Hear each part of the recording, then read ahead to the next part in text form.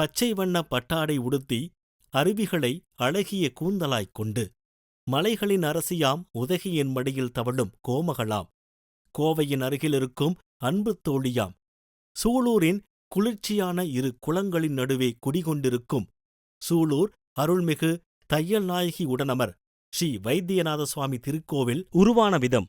சூரலூர் அரியபிராட்டிநல்லூர் என்று 9ஆம் நூற்றாண்டில் அழைக்கப்பட்ட இன்றைய சூலூரின் கண் சோழ அரசன் கரிகாலன் போர்க்காலங்களில் வீரர்கள் வந்து தங்கியிருந்து ஈஸ்வரனின் திருமேனி என்று அறியாமல் சிரசின் மீது வைத்து மூலிகை இலைகள் அரைத்து உடலில் ஏற்பட்ட காயங்களுக்கு மருந்திட்டு குணமடைந்தனர். போர்க்களத்தில் உடனிருந்த அரண்மனை வைத்தியரால் இது சிவனின் திருமேனி என்று அறியப்பட்டு சுயம்பு திருமேனியை காவலர்கள் மூலமாக வெளிக்கொண்டு வந்து மன்னரால் சிவக்குடில் அமைத்து வழிபடத் துவங்கினர். வைத்தியலிங்கமுடையார் என்ற திருநாமம் சாற்றி கற்றளி கோவிலாக கட்டி கும்பாபிஷேகமும் செய்வித்து பல்வேறு நிபந்தங்களை கோவிலுக்கு அளித்ததாகவும் கொங்கு நாட்டில் அவன் கட்டிய 36 பெரிய சிவாலயங்களில் ஒன்று எனவும் தமிழ்நாடு அரசின் 1950ஆம் ஆண்டு வெளியீடான சோழன் பூர்வ பட்டயம் என்ற நூல் தெரிவிக்கின்றது.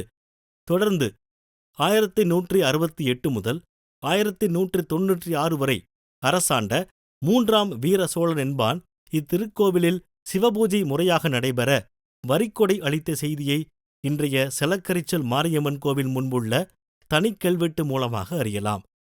தமிழ்நாடு தொல்லியல் துறை வெளியீடான கோயம்புத்தூர் மாவட்டம் கல்வெட்டுகள் தொகுதி 2 என்ற நூல் இதனை உறுதி செய்கின்றது.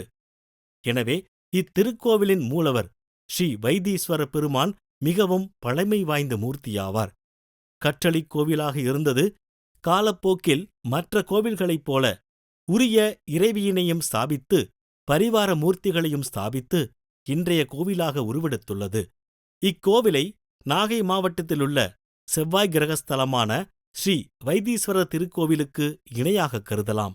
இன்றளவும் இறைவன் திருமேனியிலே சாற்றிய நல்லெண்ணெய் தீராத நோய் தீர்த்தருளும் மருந்தாகக் கொள்ளப்படுகிறது. மேற்கொண்டு சிவ வைஷ்ணவ ஒற்றுமைக்குச் சான்றாக எக்கோவிலும் இல்லாத வண்ணம் ஸ்ரீ தன்வந்திரி பெருமான் அமிர்த கலசம் ஏந்தி திருக்கோவிலில் துவஜஸ்தம்பத்தில் வடக்கு நோக்கி இருந்து அருள்பாலிக்கிறார். ஸ்ரீ வைத்தியநாத பெருமானும் ஸ்ரீ தன்வந்திரி பெருமானும் மருத்துவர்களாக இருந்து இத்திருத்தலத்திலே அருள்பாலிப்பது மிகவும் அரியது. இங்கு இன்னொரு ஐதீகம். திருமணமாகாத ஆண்கள் பெண்கள் தங்களது கரங்களால் இத்திருத்தலத்தில் அமைந்துள்ள நந்தியம்பெருமானுக்கு எண்ணெய் காப்பிட்டு முறையாக பூஜைகள் செய்து பிரார்த்தனை செய்தால் திருமணம் அமைவது கண்கூடாக காணப்படுகின்ற நிகழ்வு. பேராயிரம் பரவி வானோர் ஏத்தும் பெம்மானை பிரிவிலா அடியார்க்கு என்றும் வாராத செல்வம் வருவிப்பானை மந்திரமும் தந்திரமும் மருந்துமாகி தீராத நோய் தீர்த்தருளவல்லான் தன்னை திரிபுரங்கள் தீயளத்தின் சிலை கைகொண்ட பேரானை புள்ளெருக்கு வேளூரானை போற்றாதே அற்றநாள் போக்கினனே.